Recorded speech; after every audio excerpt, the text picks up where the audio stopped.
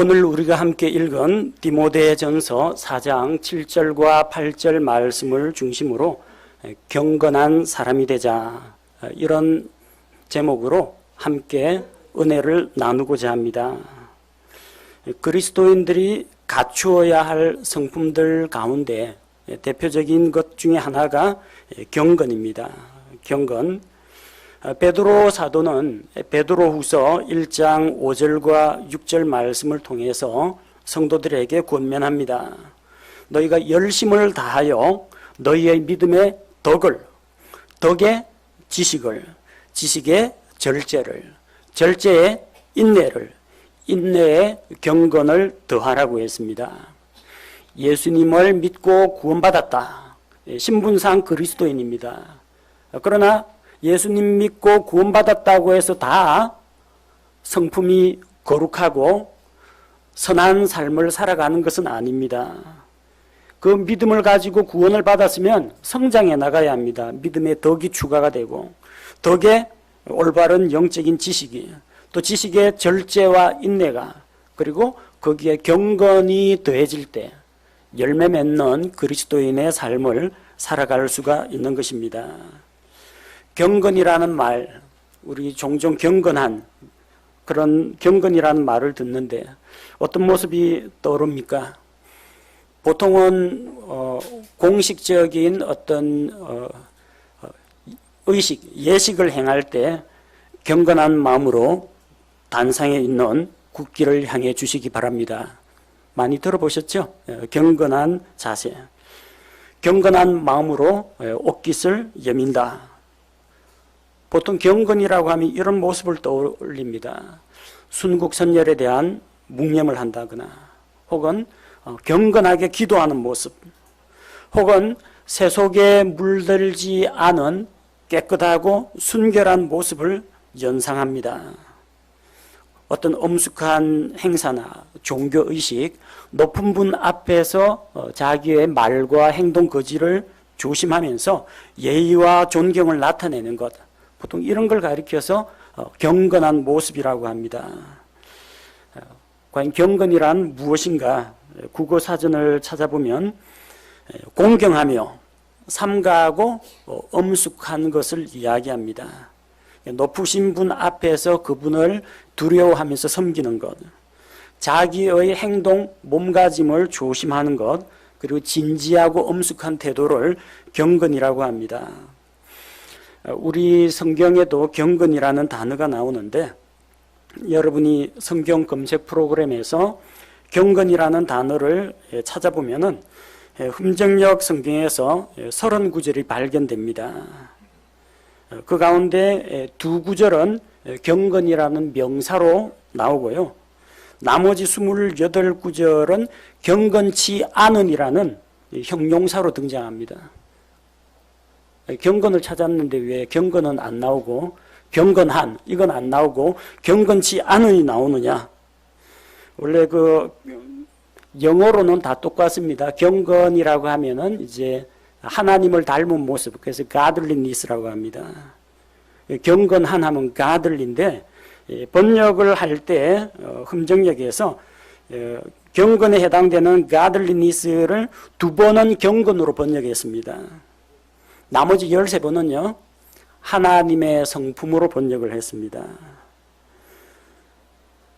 우리가 오늘 읽은 말씀에 하나님의 성품에 이르도록 스스로 훈련하라, 이 경건입니다. 이 단어가 경건입니다. 캐릭터 오브 갓이 아닙니다. 하나님의 성품이라는 단어가 godliness, 경건이라는 이야기입니다. 반면에 경건치 않은은 이제 앞쪽에 un을 붙입니다. ungodliness, ungodly. 이걸 하나님의 성품이 아닌 것, 하나님을 따르지 않는, 이런 식으로 번역하지 않고 이거는 경건치 않은이라고 번역을 했습니다. 그래서 되게 헷갈려요. 번역에 조금 일관성이 없어가지고 검색 프로그램으로 찾으면 잘 안 나오고 영어 단어를 찾아야 나옵니다. 그래서 자칫 잘못하면 디모데전서 4장 7절 말씀을 하나님의 성품에 이르도록 스스로 훈련하라, 이걸 보고 훈련만 잘하면 하나님의 성품이 되나 보다, 이렇게 생각하시는 분이 있는데 하나님의 성품은 상속받는 것이지 하나님의 성품은 노력으로 얻게 되는 것은 아닙니다. 그래서 한글 킹 제임스 성경에는 경건에 이르도록 내 자신을 훈련하라 이렇게 되어 있고 우리가 가지고 있는 금정역에는 하나님의 성품에 이르도록 스스로 훈련하라 이렇게 되어 있습니다. 그래서 이 부분은 경건이라고 번역을 하는 것이 나중에 그 경건치 않은이라는 단어하고 비교를 해봐도 아마 혼동이 없으리라고 생각합니다. 하나님의 성품은 우리가 훈련한다고 해서 얻을 수 있는 것은 아닙니다. 훈련이 필요 없습니다. 성품은 물려받는 겁니다. 성품은 물려받는데 성품을 물려받았다고 해서 다 그렇게 사는 건 아닙니다. 성품의 열매는 삶의 훈련으로 이루어집니다. 차이점을 잘 이해하시기 바랍니다. 여러분 이 지능은 여러분 아버지 어머니를 닮았을 겁니다. 그래서 지능은 유전이 됩니다. 상속받습니다. 그러면 지능이 높으면 공부를 잘하느냐? 그건 아닙니다. 지능은 상속을 받는데 학교 성적은 그 지능을 가지고 공부를 해야, 훈련을 해야 성적이 나오는 겁니다. 하나님의 성품은 우리가 예수 그리스도를 믿을 때 물려받습니다. 옛날 우리가 가지고 있던 죄악된 성품 대신에 새 사람, 새 성품을 물려받습니다. 근데 이게 왜 내 생활 가운데 안 나타나느냐? 부지런히 훈련하고 연습하고 그렇게 살아가야 삶의 열매가 나온다는 것입니다.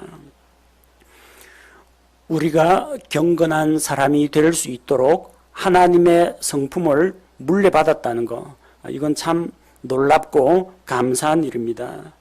우리는 본래 경건치 않은 사람들이었기 때문입니다. 로마서 5장 6절 말씀을 보면은 우리가 아직 힘이 없을 때 그리스도께서 정하신 때가 되어 경건치 아니한 자들을 위해 죽으셨느니라. 예수님을 믿기 전에 우리의 모습은 경건치 않은 자들이었습니다. 근데 지금은 달라졌습니다. 그 경건치 않은 자들을 대신해서 예수님께서 대신 죽으시고 우리를 구원하시고 우리에게 하나님의 성품을 주신 것입니다. 우리의 신분이 바뀌었습니다. 하나님의 자녀가 되었습니다. 거룩한 백성, 하나님의 성도가 되었습니다. 베드로 전서 2장 9절에서 성경은 우리의 신분에 대해서 너희는 선정된 세대요, 왕가의 제사장이요, 거룩한 민족이요, 특별한 백성이라고 했습니다. 우리는 제사장입니다. 거룩한 민족입니다. 하나님 앞에서 특별한 백성입니다. 이게 우리의 신분입니다. 하지만 우리의 상태는 아직까지 그렇게까지 거룩하고 경건한 모습을 보이지 않고 있습니다. 고린도전서 1장 2절에는 고린도 교회 성도들에 대해서 바울이 이렇게 말합니다. 고린도에 있는 하나님의 교회, 곧 그리스도 예수님 안에서 거룩히 구별되고 성도로 부르심을 받은 자들과, 고린도 교회 안에 있는 사람들은 하나님 안에서 성도라고 불렸습니다. 그럼 고린도 교회 사람들은 전부 다 홀리홀리하게 거룩하게 살았느냐? 아닙니다. 그 가운데에서는 우상의 제물을 먹는 자도 있었고 서로 간에 형제들끼리 세상 법정에서 소송을 걸고 다투는 일도 있었고 부자가 가난한 자를 업신여기는 일도 있었고 간음을 하는 사람들도 있었습니다. 다 그렇게 거룩한 건 아닙니다. 근데 그들의 신분은 어디에 있다고요? 그리스도 예수님 안에서 성도가 되었다는 겁니다. 이게 영적인 주소입니다. 현 주소는 어디예요? 고린도에 있는 하나님의 교회. 고린도는 항구 도시입니다. 온갖 세상의 쾌락과 퇴폐적인 모습들, 우상숭배가 만연한 도시입니다. 고린도 교회 교인들은 영적인 신분은 그리스도 예수님 안에서 하늘에 앉아있는 자들이요 하나님의 자녀요 성도가 된 자들입니다. 그런데 그들은 땅에 발붙이고 살아야 합니다. 그 우상의 도시, 죄로 인해서 타락한 고린도에 있는 하나님의 교회였습니다. 그러다 보니까 세상 물을 먹고 세상의 문화와 풍습을 따르고 영향을 받는 사람들도 있었다는 겁니다. 신분을 취득했다고 상태가 따라서 갑자기 변하지는 않습니다. 미국에 이민을 간 분들 가운데에서 일정 기간 거기서 거주를 하고 직장을 갖고 그런 사람들은 시민권을 취득할 수가 있습니다. 시민권 선서를 해야 됩니다. 자기가 아메리카 합중국의 시민이 되겠다, 국민이 되겠다 선서를 하면은 시민권이 나옵니다. 신분상, 혈통상은 한국인인데 국적은 미국 시민권을 얻을 수가 있어요. 미국 시민권 얻으면은 미국 사람이죠. 그러면 법정에서 선서하고 미국 시민권 얻어가 밖에 나오면 그때부터 영어가 쫙 터집니까? 안 터집니다. 입맛이 미국인 입맛으로 바뀝니까? 안 바뀝니다. 아직까지 된장찌개하고 김치 먹어야 됩니다. 사고방식이 미국 사람들처럼 바뀝니까? 안 바뀝니다. 벌써 수십 년 동안 한국 사람으로 살았는데 미국 시민권 얻었다고 하루아침에 미국 사람처럼 말하고 생각하고 행동하지는 못한다는 겁니다. 뭐가 필요해요? 적응 기간이 필요합니다. 연습이 필요합니다. 훈련을 해야 됩니다. 신분은 믿음으로 단숨에 우리가 얻을 수가 있지만 실제 하나님의 성도, 하나님의 자녀, 그리스도인의 삶을 살아가려면 우리 자신이 여러 가지 면에서 변화될 필요가 있습니다. 그러면 일단 신분은 얻었는데 어떻게 우리가 경건한 사람으로 변화될 수가 있는가? 그에 대해서 살펴보도록 하겠습니다. 첫 번째, 우리는 경건한 사람으로 변화받을 수 있는 그 첫 출발을 이미 했습니다. 왜냐하면 하나님께서 경건에 속한 모든 것을 우리에게 주셨기 때문입니다. 베드로후서 1장 3절에 보니까 우리를 부르사 영광과 덕에 이르게 하신 분을 아는 것을 통해 그분의 신성한 권능이 생명과 하나님의 성품에 속한 모든 것을 우리에게 주셨도다. 여기 하나님의 성품에 속한 모든 것이라고 했는데 이 하나님의 성품이 가들린이 있습니다. 경건입니다. 그래서 생명과 경건에 속한 모든 것을 우리에게 주셨도다. 예수님을 믿고 구원받을 때 우리는 새로 태어났습니다. 새로 태어나면 뭔가 유전받겠죠. 받는 게 있습니다. 여러분 아버지 어머니의 유전자 물려받았습니다. 피는 못 속인다. 그런 말이 있죠. 예, 아버지 어머니 성품을 닮아갑니다. 구원받은 그리스도인은 누구를 닮겠습니까? 자기를 구원하신 아버지 하나님의 성품을 물려받습니다. 그래서 경건에 속한 모든 것을 이미 우리에게 주셨다는 겁니다. 내 삶이 변화가 없다. 변화가 더디다. 낙심하지 마십시오. 첫 출발은 이루어졌습니다. 어린아이는 태어났습니다. 이게 자라가는 과정이 필요할 뿐입니다. 구원받은 사람은 누구나 경건한 자가 될 수 있는 가능성이 열려 있습니다. 우리 각 사람이 비록 지금은 튼튼한 거목은 아닐지라도 일단 생명이 살아있는 뿌리를 가지고 있다는 겁니다. 그 뿌리에서 줄기가 나오고 잎사귀가 나오고 그래서 나중에 줄기가 가지가 점점 굵어지고 그렇게 튼튼하게 성장해 가는 겁니다. 하나님께서 생명과 경건에 속한 모든 것을 이미 우리에게 주셨기 때문에 우리는 이미 첫 출발을 했습니다. 다음으로 둘째로 우리는 가르침을 받아야 합니다. 경건에 속한 것을 우리가 받기는 했는데 이거 어떻게 사용하는지를 알아야죠. 디도서 2장 12절 말씀해 보니까 우리를 가르치시되 경건치 아니한 것과 세상에 속한 정욕들을 우리가 거부하고 이 현 세상에서 맑은 정신을 가지고 의롭게 하나님의 뜻대로 살며.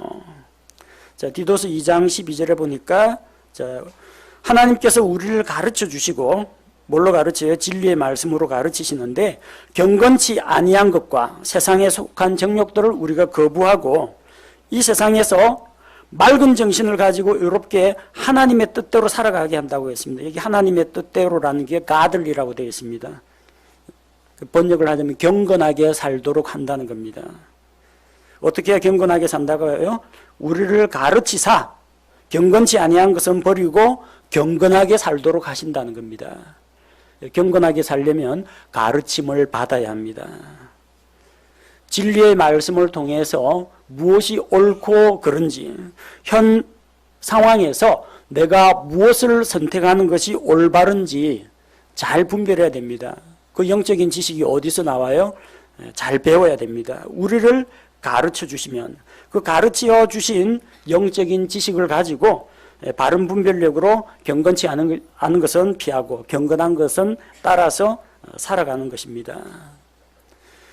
세 번째, 경건한 사람이 되려면 경건하게 살려면 어떻게 해야 되느냐? 아주 쉽습니다. 경건치 않은 것을 버리면 됩니다. 여러분 그 시험 문제하고 똑같죠? 1, 2, 3, 4 중에 어느 게 정답이냐? 정답 아닌 것만 지워나가면 됩니다. 그럼 정답이 나옵니다. 어떻게 해야 경건하게 사느냐? 경건치 않은 것들을 피해야 됩니다. 버리고 거부하고 피해야 합니다. 우리가 오늘 읽은 디모데전서 4장 7절에 그러나 속되고 늙은 부녀들의 꾸며낸 이야기들을 거부하고 도리어 하나님의 성품에 이르도록 스스로 훈련하라고 했습니다. 자, 여기도 하나님의 성품에 이르도록 경건입니다. 경건에 이르도록 훈련을 해야 되는데 그 이전에 뭘 거부하라고 했어요? 속되고 늙은 부녀들이 꾸며낸 이야기들을 거부하라는 겁니다. 혹시 또 이 성경 구절을 읽고 좀 연세가 드신 자매님들 상처받지 마십시오. 속되고 늙은 부녀들이라는 것은 이 구원받은 나이 많은 자매 성도를 이야기하는 게 아닙니다. 성경에는 나이가 들면 노인의 지혜를 배우라고 했습니다. 그러나 나이를 먹었다고 해서 모든 노인이 다 지혜롭거나 현명하게 되는 건 아닙니다. 그 가운데에는 현명하고 지혜로운 노인들도 계시겠지만 어떤 사람들은 고집불통인 사람도 있고 어린아이처럼 유치해지는 그런 사람들도 있을 수가 있다는 겁니다. 성경에서는 이 속되고 늙은 부녀들이 종종 등장합니다. 성경에 나오는 거짓 대언자들 가운데 여자 거짓 대언자들이 있습니다. 느헤미야 6장 14절에 보면은 느헤미야가 예루살렘 성벽을 건축해서 이제 하나님 앞에 바치려고 하는데 도와주지는 못할 망정 자칭 자기가 하나님의 말씀을 맡은 대언자라고 하는데 노아디아라는 여자가 있었습니다. 이 여자가 느헤미야를 대적해서 말했습니다. 백성들 앞에서 지도자인 느헤미야를 비방하고 저주하고 원수가 되었습니다. 요한계시록 2장 20절에 보면은 또 여자 대언자 이세벨이 나옵니다. 아합의 아내 이세벨, 구약에 나오는 이세벨 말고 요한계시록에도 여자 대언자 이세벨이 거짓 교리를 가르치고 음행을 가르치고 이런 교회 안에서 나쁜 짓을 저지릅니다. 이런 여자들을 조심하라는 겁니다. 신기하게도요, 꼭 이런 어떤 신비주의라든지 아니면 이교도들의 그런 종교 지도자들 보면요, 늙은 부녀들, 여자들이 많습니다. 크리스찬 사이언스의 메리 베이커 에디, 여자입니다. 제7일 안식교 예수재림교 LNG 화이트, 여자입니다. 미국의 신지학회의 마담 헬레나 페트로브나 블라바스키, 여자입니다. 우리 한국에는 안상홍 증인의 지금은 하나님의 교회로 바뀌었죠. 하나님의 교회 장길자, 자기가 하나님 어머니라고 합니다. 어머니 하나님이라고 합니다. 할렐루야 기도원의 김계화 원장, 이런 사람들도 자칭 대언자입니다. 은사 받았다는 기도원에 있는 여자 권사들, 이런 사람들 멀리 갈 것 없이 대부분의 점집이나 무당집 찾아가면 거의 대부분 여자입니다. 남자 박수 무당은 숫자가 적고 거의 대부분 여자들입니다. 늙은 부녀들, 이런 사람을 조심하라는 이야기입니다. 자매 성도들을 조심하라 그 이야기가 아니고요, 하나님의 말씀을 가르치지 않고 어디서 이상한 잘못된 교리를 퍼뜨리거나 아니면은 교회 안에서 마땅히 하지 말아야 할 일들을 가르치고 전파하고 미신을 숭상하는 이런 사람들을 조심하라는 이야기입니다. 이런 것들이 하나님의 성품과는 반대가 되는 것들입니다. 그 안에 뭐가 들어갑니까? 우상숭배, 미신, 점술, 신비주의, 그리고 지어낸 이야기, 꾸며낸 이야기, 이런 것들이 들어갑니다. 이런 경건치 않은 것들을 피하라는 겁니다. 새 옷을 입는 것만 중요한 게 아닙니다. 깨끗하게 몸에 때 벗기고 헌 옷을 벗어 던지는 것도 필요합니다. 팬티하고 런닝은 안 갈아입으면서 바깥에 아무리 깨끗한 새 옷을 입어봤자 냄새납니다. 소용이 없습니다. 뭘 해야 돼요? 냄새나는 것을 먼저 벗어 던지고 깨끗하게 씻고 새 옷을 입어야 합니다. 그래서 우리가 경건한 사람이 되기 위해서 경건을 더 치우려고 하지 말고 경건치 않은 것을 제발 좀 벗어 던지고 씻어버리고 거부하는 것이 먼저 선행돼야 합니다. 그 다음 네 번째가 경건에 이르도록 스스로 훈련해야 합니다. 7절에 하나님의 성품이라고 되어 있는데 그 캐릭터 오브 갓이 아닙니다. 가들리니스. 경건에 이르도록 스스로 훈련하라고 했습니다. 하나님의 성품은 우리의 노력으로 이룰 수가 없습니다. 그것은 물려받습니다. 하나님으로부터 상속받습니다. 현대 기독교에서는 로마 가톨릭의 수도원 운동을 본받아가지고 영성훈련을 많이 가르칩니다. 그래서 영성훈련, 영성수련 그런 걸 합니다. 어떤 특정한 종교적인 프로그램을 가지고 뭐 관상기도를 한다든지 침묵 수행을 한다든지 이교도들에서 하는 그런 의식들을 본받아 가지고 그걸 가지고 영성을 키울 수 있다고 생각하는 겁니다. 이런 것은 인간적인 노력이지 그거 한다고 해서 하나님의 성품에 도달할 수는 없습니다. 우리는 하나님의 속한 것들, 생명과 경건에 속한 것들을 이미 받았습니다. 그게 씨앗이요 뿌리입니다. 그럼 요거를 물을 줘가지고 잘 키워나가야 됩니다. 경건한 삶은 매일 일상생활 속에서 훈련해야 합니다. 경건에 이르도록 연습해야 됩니다. 지능은 타고난다고 할지라도 성적 올리려면 시험 공부는 해야 됩니다. 공부하는 습관은 훈련으로 바로 잡아야 됩니다. 아버지 어머니 다 머리 좋은데 애도 IQ 테스트 해보면 머리가 좋은 걸로 나와요. 둔재는 아닙니다. 그런데 성적이 안 나온다. 왜 안 나와요? 연습을 안 해서 그렇습니다. 문제 푸는 연습을 안 해서 그래요. 책을 안 읽어서 그렇습니다. 단어를 안 외워서 그렇습니다. 훈련을 안 하니까 지능은 있는데 그 좋은 머리로 공부를 안 하니까 성적이 안 나오는 겁니다. 외모와 골격도 유전됩니다. 아버지 엄마가 건강하고 몸이 아주 좋습니다. 그 아이도 영양 공급 잘 되고 그러다 보니까 이 체격은 좋아요. 이 덩치는 있습니다. 골격도 좀 우람하게 있는데 외모나 골격은 유전되는데요. 문제는 체력은 골격하고 다룰 수가 있다는 겁니다. 허우대만 멀쩡하지 의자 좀 들어보라고 무거워가 낑낑대며 들지도 못하는 그런 일이 있다는 겁니다. 아무리 좋은 골격을 타고 났으면 뭐합니까? 영양 공급하고 운동을 해가지고 이거 근력을 키워야죠. 운동을 해야만 이 체격에 알맞은 체력이 나오게 되는 겁니다. 마찬가지입니다. 그리스도인도 하나님으로부터 좋은 걸 물려받았습니다. 좋은 성품은 물려받았습니다. 이 성품은 노력으로는 얻을 수가 없어요. 물려받습니다. 예수님 믿고 하나님의 자녀가 되면서 물려받았습니다.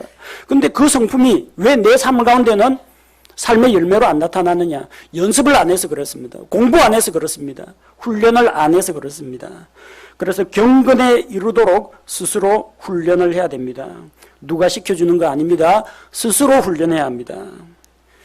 디모데전서 6장 11절에서 바울이 디모데에게 권면합니다.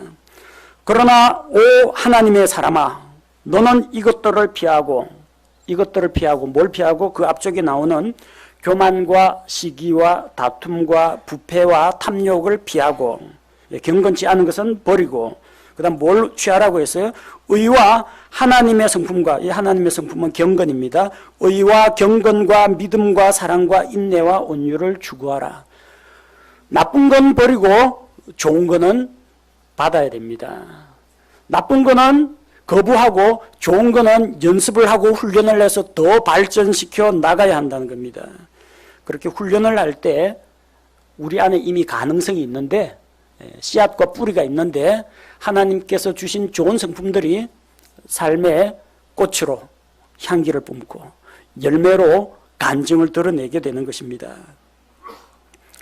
다섯 번째, 우리가 경건에 이르기 위해서 연습과 노력이 필요한데 한 가지 조심해야 할 것이 있습니다. 영적인 위선을 경계해야 합니다. 보통 우리가 거룩이라고 하면은 좋은 뜻으로 사용되는데 가끔가다 빈정되는 뜻으로도 사용됩니다. 그 사람은 삶의 모습이 거룩하다. 이렇게 좋은 의미로 사용되는데 혼자서 거룩 다 하고 있다. 혹은 나는 그대보다 거룩해. 이거는 빈정되는 말입니다. 겉으로만 거룩한 척하는 위선적인 모습을 이야기합니다. 여러분 주일 아침에 일어나가지고 깨끗이 씻고 단정하게 옷을 차려입고 옆구리 성경책 끼고 교회에 입장합니다. 거룩하고 단정하고 경건한 모습으로 들어옵니다. 근데요, 주일날 말고 나머지 여세 동안 이 세상에서 어떻게 사셨는지 한번 돌아보시기 바랍니다. 내가 학교에 있는 동안, 가정생활 하는 동안, 직장생활 하는 동안 정말 다른 성도들, 목회자 앞에서 볼 때처럼 그렇게 경건한 모습으로 살았는지, 아니면 여세간 힘써 세상 일을 하다가 일요일만 되면은 썬데이 크리스찬이 돼가지고 그리스도인으로 그때만 딱 한번 변신하지는 않습니까? 이런 위선적인 모습을 조심해야 됩니다. 종교인들의 위선에 빠지지 말아야 합니다. 예수님 당시의 바리새인들은 일반 백성들이 볼 때는 그야말로 거룩한 삶의 표본들이었습니다. 일주일에 2번씩 금식하고 11조를 꼬박꼬박 바치고 가난한 사람들을 막 구제하는 모습이 눈에 보이고, 그 다음에 회당이나 시장거리에서 손을 들고 장시간 열렬하게 기도하는 거 보면 그 거룩한 모습이, 경건한 모습이 막 줄줄 살면서 묻어나는 것처럼 보입니다. 그런데 예수님한테 제일 많이 야단 맞은 사람들이 바로 그 사람들입니다. 마태복음 6장 5절에서 예수님께서 그들의 위선에 대해서 책망하십니다. 또 너는 기도할 때 위선자들과 같이 되지 말라. 그들은 사람들에게 보이려고 회당과 거리 모퉁이에 서서 기도하기를 좋아하느니라. 혹시 회당에서 기도하면은 인간적인 거고 회당에서 기도하면 안 됩니까? 거리에서는 기도하면 안 됩니까? 그 이야기가 아닙니다. 문제는 회당이나 거리에서 기도했다, 그게 문제가 된 게 아니라 뭐가 문제예요? 사람들에게 보이려고 기도한 겁니다. 우리 교회는 새벽 기도회가 없습니다만 대부분의 장로교회는 새벽 기도회가 있습니다. 새벽 기도회 때 누가 제일 고생하느냐? 목회자하고 목회자 부인이 고생이 많습니다. 아침에 일어나가 기도하는 건 별로 어려운 일 아니죠. 새벽에 남편 설교할 때 같이 남편은 이제 설교 준비하고 설교하고 목회자 부인은 그 말씀 듣고 별로 어려운 게 아니죠. 뭐가 문제냐? 그 말씀 선포가 끝나면 새벽 기도에 진짜 기도를 하지 않습니까? 근데 이때쯤에 일어나가 가야 되는데 기도 열심히 하는 권사님이 아직 안 갔어요. 그 목회자가 자리에서 일어나질 못합니다. 요 앞쪽에, 뒤쪽에 꿇어 앉고 기도하는데 저기서 웅얼웅얼하고 그 기도 열심히 하는 권사님, 또 기도 아주 뜨거우신 집사님이 아직 안 가고 열심히 2시간 동안 기도하면 목회자가 일어나질 못합니다. 뭐 때문에요? 기도거리는 벌써 다 떨어졌는데, 내가 집사보다 기도 시간이 짧았어야, 내가 권사님보다 기도 시간이 짧았어요. 이게 사람들하고 비교하니까 나중에 말 나갑니다. 우리 목사님 나보다 기도도 짧게 하고, 꼬박 하나님 안녕하십니까 기도하더만 사택 들어가 버리더라. 이 소문이 날까봐 그게 무서워가지고 기도는 오래전에 끝났는데 일어나지를 못하는 겁니다. 일어나지 못하고 혼자서 했던 기도 또 하고 중원부원하고 이러죠. 이게 뭡니까? 집사님한테 보이려고 하는 기도입니다. 권사님한테 보이려고 하는 기도입니다. 그거 하나님 보이려고 하는 기도가 아니라는 거예요. 기도는 자기가 필요한 기도를 했으면 언제든지 그냥 일어나도 괜찮습니다. 기도 시간 좀 짧다고 성도들이 뭐 조롱하면은 뭐 어떡합니까? 짧은 걸 어떡합니까? 성도들이 양해를 해야죠. 그런 건 이해를 해줘야죠. 사람들 앞에서 자기의 종교적인 모습, 위선적인 모습을 보이려고 하다가 보면은 겉으로는 거룩해 보이는데 실제 삶 가운데서는 거룩한 삶의 열매가 드러나지 않는 경우가 많습니다. 마태복음 23장 5절에 보니까 서기관들과 바리새인들은 기도할 때 사람들의 주목을 받기 원했습니다. 그들은 사람들에게 보이기 위해 자기들의 모든 행위를 하나니 곧 그들은 성구함의 폭을 넓게 하며 자기들의 옷단을 큼직하게 하고, 유대인들은 기도할 때 이마에다가 요 조그마한 나무 상자를 달고 기도합니다. 그 나무 상자 안에 뭐가 들었느냐면 이제 율법의 말씀 중요한 구절들을 기록해가지고 상자에 넣고 뚜껑을 덮고 그걸 가죽건으로 이렇게 머리에 메고 기도합니다. 그게 성구함입니다. 그 다음에 그 옷단에는, 옷단 끝에는 하나님께서 항상 말씀을 기억하라는 그 표시로 끝에다 수를 달도록 되어 있습니다. 그래서 사람들 앞에서 이 성구함을 큼직하게 붙이고 옷폭을 좀 크게 해가지고 술이 사람들 눈에 좀 잘 보이도록 이렇게 기도하면 사람들한테 안 보이니까 옷단에 있는 술이 어떻게 보여요? 손을 들고 기도해야만 촥촥 늘어진 술들이 보인다는 겁니다. 사람들한테 과시하고 자랑하려고 그런 종교적인 복장을 하고 종교적인 행위를 한다는 겁니다. 기도했다는 게 문제가 아닙니다. 성구함 달았다고 문제될 게 없어요. 유대인들은 그렇게 합니다. 뭐가 문제예요? 자기들의 모든 행위를 사람들에게 보이기 위해 한다는 겁니다. 이게 위선입니다. 사람들 앞에서 거룩한 척 하는데 실제는 거룩하지 않다는 겁니다. 어떤 교회에서는 거룩 해가지고 요 강대상 주변 있죠. 강대상 주변에 여기 아예 그 뭡니까? 말뚝을 둘러쳐가지고 아무나 못 올라옵니다. 여기.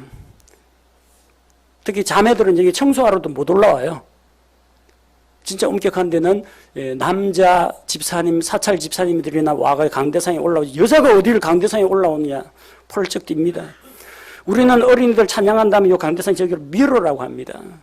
그런데 어떤 교회에서는 찬양 집회하기 위해서 강대상 밀려고 하니까 장로님들이 들고 일어났다고 합니다. 감히 하나님의 언약궤를 어디로 옮기느냐고 호통을 쳤다고 합니다. 이게 무슨 언약궤입니까? 탁자지. 그 종교적인 의식에 쩔어 있는 사람들은 이 물건에다가 의미를 부여합니다. 행동에다 의미를 부여합니다. 속 마음은 전혀 거룩하지가 않은데, 우리는 그냥 찬양대원들 아침에 오면은 자기 짐 갖다 놓고 교육관에 가가지고 찬양 연습하고 그 다음에 뭐 커피 한 잔 마시고 그러면서 또 반가운 얼굴들과 이야기하고 여기 옵니다. 다른 좀 엄숙한 그 교회 가보니까요, 찬양대원들이 전부 다 가운을 쫙 맞춰 입습니다. 남성용, 여성용 딱 맞춰 입고, 그 다음 우리처럼 우르르 이렇게 무대 올랐다 우르르 내려가는 그런 거 안 합니다. 성가대석이 딱 따로 지정되어 있습니다. 어떻게 하느냐, 이쪽에서 파이프 오르간 딱 연주를 하면 목회자가 가운 입고 여기다 숄 두르고 딱 입장을 합니다. 목회자 뒤에 장로들이 쫙 따라옵니다. 그 다음 그 뒤를 찬양대원들이 줄 맞춰가지고 2열 정도로 쫙 돌아옵니다. 목회자는 목회자석으로 가고 장로들은 장로들석으로 가고 찬양대원들은 찬양대에서 쫙 줄 맞춰서 그렇게 입장합니다. 아주 엄숙하고 거룩해 보이죠? 그렇게 보이는데 그거는 그 모습이 그렇게 종교적으로 보일 뿐이지 그 자체가 거룩이나 경건은 아니라는 겁니다. 경건은 외양이나 형식이 아닙니다. 복장이 아닙니다. 검은색 가운에 경건이 있는 게 아닙니다. 경건은 우리의 마음속에서 그리고 우리의 말과 행동에서 드러나는 것입니다.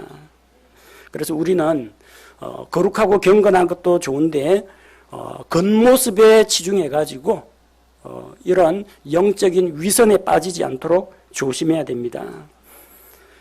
여러분한테 기도를 하지 말라는 이야기 아닙니다. 찬양대 가운 입으면 위선이다 그런 이야기는 절대 아닙니다. 오래 기도하면 안 된다 그런 이야기도 아닙니다. 사람들에게 보여주기 위해서 쇼하는 것은 영적인 위선이라는 겁니다. 하나님에게 보이려고 해야 됩니다. 얼굴은 참 선하게 보이고 복장은 경건하게 보이고 거룩한 분위기가 느껴지는데 실제 생활에서 경건한 삶의 능력이 나타나지 않는다면 말짱 헛겁니다. 하나님 앞에서 위선입니다. 디모데 후서 3장 5절 말씀해 보니까 디모데 후서 3장 5절 하나님의 성품의 모양은 있으나 이 하나님의 성품도 가들리니스 경건입니다. 경건의 모양은 있으나 그것의 능력은 부인하리니 이런 자들에게서 돌아서라. 어떤 자들요? 위선자들.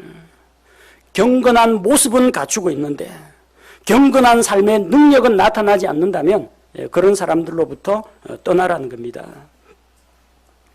우리는 하나님께서 주신 그런 좋은 성품들이 우리의 마음을 변화시키고 인격을 변화시키고 성품과 말과 행동을 변화시킬 수 있도록 해야 합니다. 그래서 열심히 경건에 이르도록 연습하고 훈련을 해야 합니다. 그렇게 경건한 사람이 되면 뭐가 좋습니까? 경건한 사람이 되면 어떤 유익이 있습니까? 유익이 많습니다. 첫 번째, 여러분 기대하고는 다르겠지만 경건한 자가 되면 세상으로부터 핍박을 받게 됩니다. 디모데후서 3장 12절 말씀에 참으로 그리스도 예수님 안에서 하나님의 뜻대로 이것도 경건하게입니다. 경건하게 살고자 하는 모든 자는 핍박을 받을 터이나. 여러분이 경건하게 살면 세상에서 복 받는다라고 생각하시겠지만 세상으로부터는 핍박을 받습니다. 왜? 자기하고 너무 다르니까. 좀 자기하고 같이 어울려가지고 술도 좀 마시고 도박도 좀 같이 하고 좀 더러운 짓거리도 같이 하고 그러면은 같이 부대끼고 놀겠는데 괜히 크리스찬 한 명이 들어와가지고 회식 자리에서 분위기 다 깬다는 겁니다. 그러니까 아무 나쁜 짓도 안 했는데 공연히 고고한 척 거룩한 척 하는 이 사람이 미워지는 겁니다. 그래서 그리스도인이 경건하게 살면 경건하게 살수록 세상으로부터는 핍박을 당합니다. 세상은 자기에게 속한 사람들은 핍박하지 않습니다. 왜? 한패거리니까. 요한복음 15장 19절 말씀처럼 우리가 하나님께 속한 자라는 것을 드러내면 세상이 우리를 핍박합니다. 세상과 구별된 삶을 살고 경건한 삶을 살면 세상이 핍박을 합니다. 그게 뭔 복입니까? 하지만 이거는 복입니다. 이렇게 주님으로 인해서 주님 때문에 핍박을 받으면 반드시 우리에게 보상이 있습니다. 마태복음 5장 11절 말씀에 나로 인해 너희 사람들이 너희를 욕하고 핍박하며 너희를 대적하여 거짓으로 온갖 종류의 악한 것을 말할 때에 너희에게 복이 있나니. 예수님의 이름으로 말미암아 예수님처럼 살다가 핍박을 받는 자에게는 복이 있습니다. 왜 나는 세상으로부터 핍박을 안 받을까요? 여러분이 세상 가운데에서 여러분의 삶을 적극적으로 간증하지 않았기 때문입니다. 열심히 전도해 보십시오. 열심히 거룩한 삶을 실천해 보십시오. 반드시 견제가 들어오고 핍박이 들어옵니다. 두 번째, 경건한 사람이 되면 어떤 유익이 있는가? 경건한 자가 되면 열매를 맺습니다. 베드로후서 1장 7절 8절 말씀에 경건의 형제의 친절에 사랑을 더하라. 이것들이 너희 안에 있어 풍성하면 그것들이 너희가 우리 주 예수 그리스도를 아는 것에서 빈약하거나 열매를 맺지 못하는 자가 되지 아니하게 하려니와. 지식의 인내와 절제와 경건을 더하고 또 경건의 형제의 친절과 사랑을 더하면은 우리가 예수 그리스도를 아는 것에서 빈약하지 않고 열매를 풍성하게 맺는 자가 된다는 겁니다. 열매 맺는 삶을 살아갑니다. 우리가 경건한 삶에 풍성하면 주님을 아는 것에도 풍성해지고 또한 열매도 풍성해지고 열매가 많은 자는 나중에 그 열매로 하나님 앞에 그리스도의 심판석에서 보상을 받게 된다는 겁니다. 세 번째로 경건한 자가 되면 어떤 혜택이 있는가? 하나님의 약속을 받아서 누리게 됩니다. 8절 말씀해 보니까 육체의 훈련은 유익이 적으나 하나님의 성품은 이것도 경건입니다. 경건은 모든 일에 유익하며 현재의 생명과 다가올 생명에 약속을 지니고 있느니라. 육체의 훈련은 유익이 적지만 경건은 모든 일에서 유익하고 약속이 있다는 겁니다. 육체의 훈련에 유익이 적다고 했는데 육체의 훈련도 열심히 훈련을 하면 유익이 많습니다. 일단 몸이 건강해집니다. 체력이 향상됩니다. 신체 균형이 잘 맞아가지고 신체 비율이 좋아져가지고 아름다운 몸매를 가꿀 수가 있습니다. 그리고 열심히 훈련을 해가지고 운동 경기에 출전하면 상도 받아올 수 있습니다. 유익이 많습니다. 근데 경건에 비하면 유익이 적다는 이야기입니다. 육체의 훈련은 약간의 이익만 있지만 경건은 모든 일에 유익합니다. 경건하게 살면 건강하게 됩니다. 경건하게 사니까 술, 담배를 멀리합니다. 경건하게 살기 위해서 하나님 앞에서 부지런하고 열심을 냅니다. 규칙적인 생활을 합니다. 생활이 딱 잡히지 않습니까? 그 다음 경건한 마음, 자세, 태도를 가지고 있으면 우리 마음이 하나님 앞에서 부끄럽지 않고 담대하게 하나님 앞에 나아가서 기도하고 주님과 교제를 나눕니다. 주님과의 깊은 교제를 나눌 수가 있고 기도 응답도 받을 수가 있습니다. 경건한 사람은 많은 혜택을 누립니다.